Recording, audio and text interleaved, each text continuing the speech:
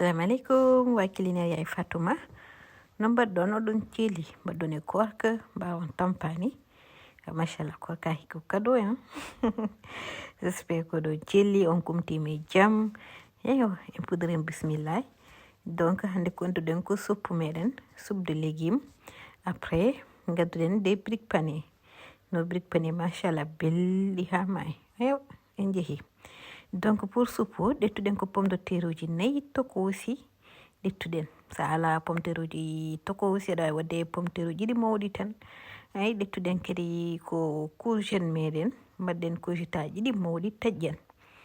Donc aujourd'hui je vous présente notre iftar du jour. C'est de la soupe de légumes avec nos briques panées. E ɗo joni ɗettuɗen ko so feccere soble.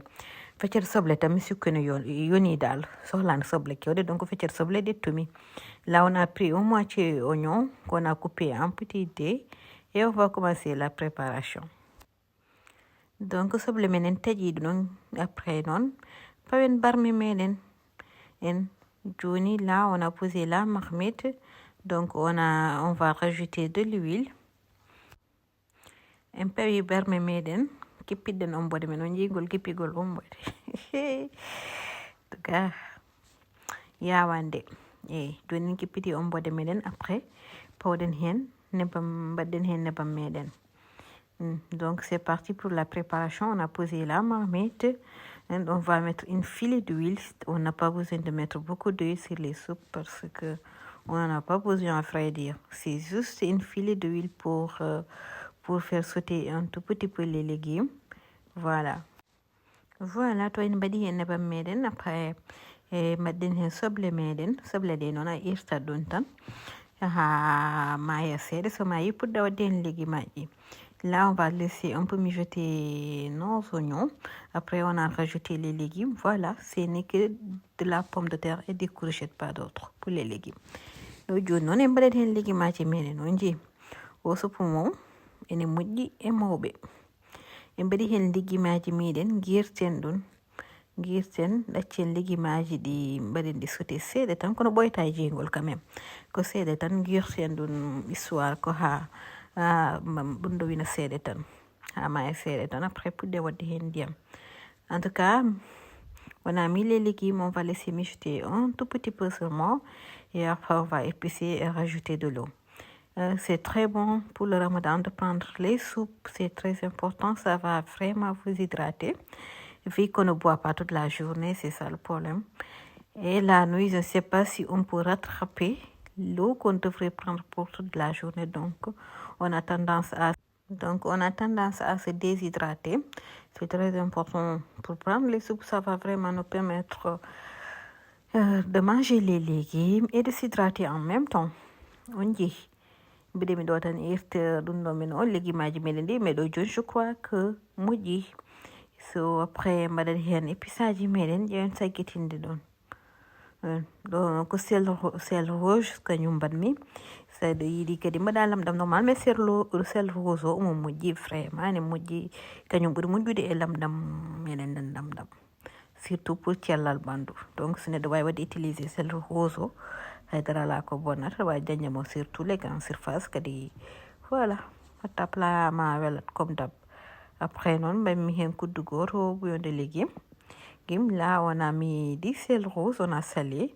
On a mis une cuillère à soupe de bouillon de légumes. On a mis de l'ail un peu. L'ail en poudre. Et on va poivrer un tout petit peu, pas beaucoup. Et là, on va remuer et mettre l'eau. Vous voyez. Donc, je n'ai mis que 800 millilitres d'eau. Pas 1 litre parce que les courgettes contiennent d'eau. Les courgettes contiennent d'eau, sinon on va avoir une soupe qui est vraiment liquide. Ça doit être liquide mais pas trop. Donc je n'ai mis que 800 millilitres et on va laisser me cuire. Vous savez à la fin si on a une soupe qui est un peu dire on peut rajouter de l'eau. Donc taki ndiyamɗam hebbina ndiyamɗam mo mbami tan ko ndiyam poɗɗam so yonani noon mbiɗa wawi ɓeydo ngati courgette on jejjite kañum ene heewi ndiyam machallah. Courgette kan no wiyeteno épluar encore joni noon ɗaccen ɓenda 10 minutes tan pour légume aji meɗen mbasa ɓendude ha buuji to on jiiɗo joni legumaji ɓendi mais min bammi hen fromage carré o 3 fromage carré bammi hen pour hokkude ɗum gu crème pour suppo wona jogo ɗum ɗo aspect crème mais sa yiɗi kadi aɗa wawi wadde hen crème liquide crème fraise joguiɗa tout ene yaaha hen mais kam min j'aime bien wadde hen les ɗum ɗo là les briques de carré là c'est très très très bien ɗo joni mbaɗat hen fromage men so mbaɗi hen fromage men ha en paari ɗetten plongeur meɗen nani mixa plongeur ma ɗettata mixa gasi min en tout cas suppo no way wadde simple ni non way welde e sukaɓe jiɗɗum machallah donc pourquoi pas ɗo noon mixade foof ha ɗata oɗo suppino moƴƴi e mamen horoɓe ko nande mam himo suppo ne moƴƴi mum de mais mawɓe sa winani mbima kamɓe moom mbeɗa andi ñamminde ɓe suppo oɗo instant ko probléme moɗo mais vraiment ene moƴƴi jomum ene moƴƴi ɗuna a ɓennat tan surtout tajjaɗo ene waɗi léger teddani kadi ɓennat tan on dit là on a utilisé le plongeon pour mixer le tout. Oh, et voilà, vous voyez déjà qu'elle a changé un peu de couleur avec nos briques de carré, fromage. Et voilà, là on a une soupe qui est très très crémeuse. Et j'avoue, elle est délicieuse aussi. Si, et c'est très simple, pas trop d'ingrédients, donc c'est léger, très facile à digérer. On dit, mi mixi ɗum tan ha ɗaate. Gasi suppu men pari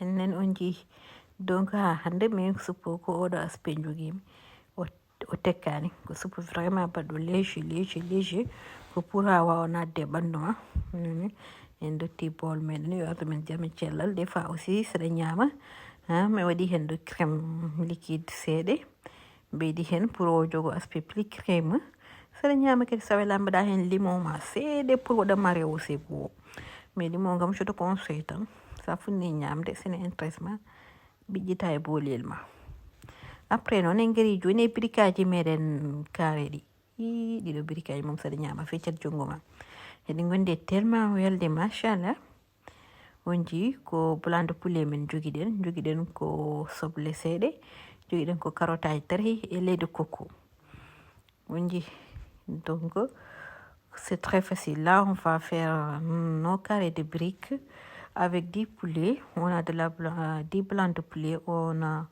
de l'oignon, 10 carottes, du lait de coco.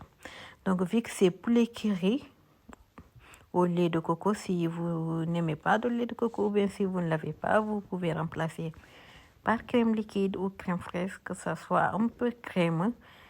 Mais des curry quand même, je crois que vous l'avez tous. Et si vous aimez, ça va vraiment rehausser le goût. Et c'est très, très délicieux. La carotte, elle reste facultative, mais bon, je vous le conseille quand même. Vu qu'on est pressé, on n'a pas le temps de rester là, couper les oignons gauche-droite, que je vais utiliser mon bol de toutes les façons. Donc, j'ai mis les oignons. Je vais mixer pour gagner du temps. ɗo joni en ɗetti ɗum ɗo meɗen soble meɗen mixuɗen ɗum pour dañen temps seeɗe après juppen en dallita en mbetta ko soble tan wonno hen donc joni watten hen carotte o aussi min mixugol ngol vraiment ne yawi saɗa rappa carotte a waɗanno hen 5 minutes mixugol ngol quelques secondes pareil. Donc on va mixer aussi les carottes. Je préfère quand même les mixer si je les mets dans les préparations. Parce que les râpés, c'est vraiment des perdants. Et là, on est un peu pressé, vous voyez. Donc, j'ai pas trop mixé. J'ai mis étape par étape pour avoir ces morceaux-là, vous voyez. Et là, c'est prêt. On va attaquer les poulets aussi. Nos blancs de poulet, on va les mixer. Moi, j'aime bien. Et on va mixer les blancs de poulet pour quand il s'agit des petits farces. Quand il s'agit des farces, pour avoir cet aspect un peu crémeux, mou. Oui, cet aspect mou, donc c'est ça en fait. Mais si vous voulez aussi, vous pouvez couper un petit morceau, un petit lamelle fine. Mais moi, j'aime bien comme ça. Do joni on ji ko ɗo tew gertogal o ƴettuɗen ko kañum gonren ɗo ha ɗigga min dal so woni tan ko farsuji mbaɗanmi ɗon ɓurani ham ko unde ɗum ko wadde ɗum morceau ji defa noon ma dañi kadi plat ji ganduɗa hamata ko farce mbaɗa ɗum morceau kono kam min somi uni dal ko kañum ɓurani kam mi sikku ɗo ɓuuri yawde. joni en gasni mixude en ɗetti pol meɗen en pawi mbaɗen hen soble ɗe mixude nande wonji en mbaɗi ɗum mélanger ha may seeɗa après mbaɗen hen poulet o. Là, après, on a pris notre poêle qu'on a rajouté une filet d'huile, qu'on a mis l'oignon qu'on avait mixé, on laissé un peu mijoter, après on met la viande de poulet. Vous voyez que là, il faut vraiment remuer, sinon elle va former des boules, et voilà. Même c'est comme la viande hachée, mais je crois qu'avec le blanc de poulet encore c'est plus pur. Ça forme tellement de boules, donc il faut quand même y remuer temps en temps. Kañum de arawat hen tan guirta ɗon ha fuɗɗo ɓendude sona ɗum tan wontata ko buluji. Hay ɗo joni fuɗɗima ɓendude mbaɗa hen lamɗam meɗen mbaɗɗin hen poivre mbaɗɗen hen laaj mum wawa mankude hen ndaxte ko poulet e ɗum ɗon mbaɗen hen kuddu goto nokkos meɗen passe partout nokkos o noon woni hen tan ko oignon vert poivron ngaji e laaj nokkos mbaɗɗo simple ganduɗa man wawi yaade un peu partout. Donc mo wi poulet kiri kam waɗat hen kiri. Après on a assaisonné, on a mis du sel, du poivre, de l'ail, on a mis nokkos maison, on a mis du kiri, vu que c'est du poulet kiri, ça va rehausser le goût vraiment, moi j'aime bien, j'adore le kiri. Après non, ça y est la kiri, donc après on a mis le lait de coco qui va vraiment donner un autre goût, un autre aspect. Donc je mbaɗen hen ko lait de coco wonji e mbaɗin hen carotte aji men mais carotte à la dernière minute mbaɗen ɗum ngara hen jiiɗa o ɓenda no fewi. Après là on va couvrir, laisser mijoter. Vous voyez que là on voit que vraiment c'est épaissi, il y a plus d'eau parce que les briques moi j'aime pas quand même que ça soit mou ou bien mouillé. Et là on éteint le feu. Et joni feuilles meɗen là on va prendre nos feuilles de briques, on va mettre 2 cuillères à soupe de la préparation au milieu et on va le plier en 3. On va coller après avec de la farine et de l'eau que j'avais mélangé. Vous voyez. Donc je n'ai pas de meɗen ko defɗen ko mbammi hen ko kudduji ɗiɗi moɗi mbammi hen fromage. Après non gartirmi côté ji pour wadde ɗum plier en 3 fois. Mais kañum ene yawi ene mawni goto tan sa ñami ɗum vraiment ne harma wona ɗi to birikaji pamɗuɗi ɗi. Tu vois ko laaɓi tati tan piliyata ɗum mbaɗa hen farine e ndiyam mo mbannoɗen mélangé o pour kolde ɗum kolima. Et là on va attaquer la panure. Je plie 10 pliés avec un peu de paprika pour apporter plus de couleur et 2 œufs. Ɗettuɗen ko sappilire mbaɗen hen paprika seeɗa pour ko harna cahgol ngol yooɗa. Après noon ɗettuɗen ɓoccuɗe ɗiɗi mbaɗen hen kosam seeɗa pour itta. Et là on a scellé un peu les œufs pour ne pas avoir une panure qui est un peu laide. Mbaɗen hen lamɗam seeɗa. Donc on va prendre nos briques, on va tremper dans la préparation et on va mettre de la sapelire. Il faut un peu appuyer, sinon ça ne tient pas. Joni a yeeyi a waɗat hen ñoƴƴa seeɗa so wona ɗum tan nanngata yawat yaade ko ɗum woni probléme so wona ɗum tan nanngata.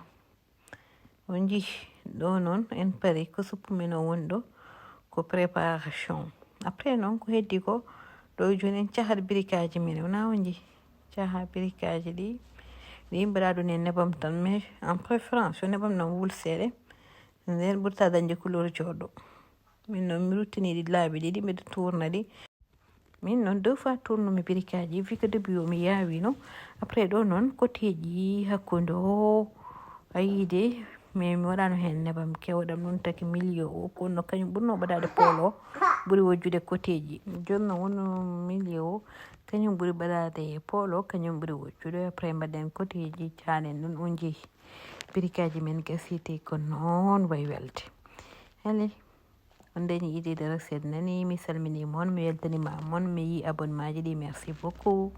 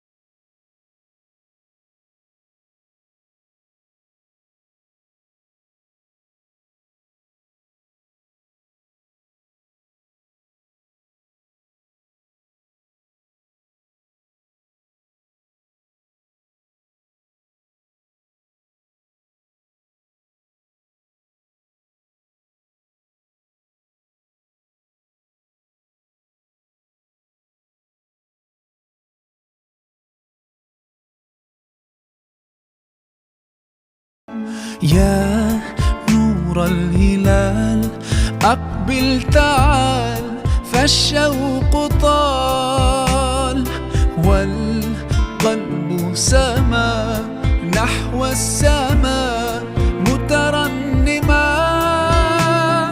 لا تنقضي، أنت للروح دواء.